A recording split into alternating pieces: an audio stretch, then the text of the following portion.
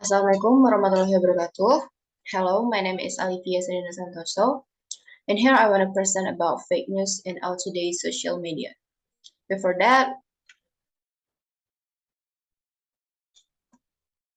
what is fake news? Fake news is false or misleading information intended to deceive readers into believing it is credible and true information.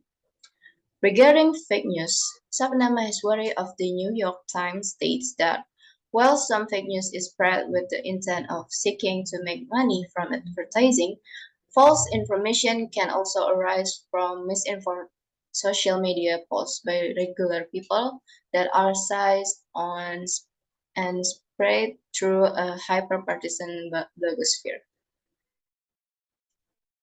Next slide is types of fake news. The first one is satire sources.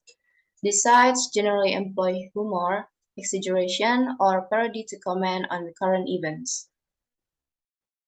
The next is clickbait sources.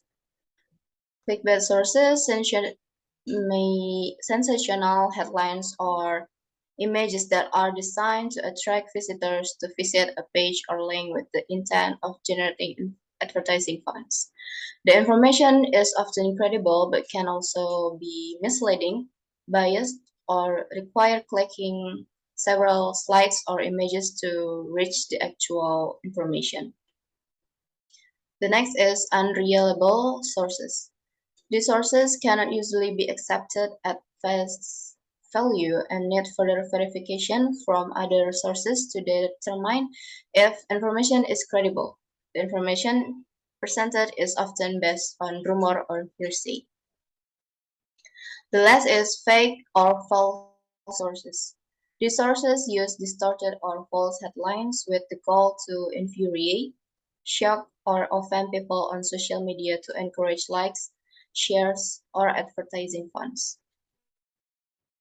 Next slide is about how to differentiate between fake news and real news.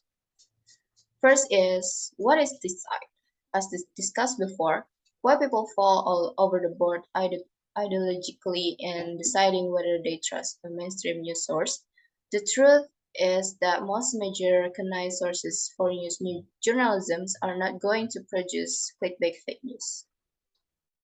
Most of the fake news sources that go for shock value and produce fake stories are not as recognized. Look into the source itself and see whether it is a website that you can trust.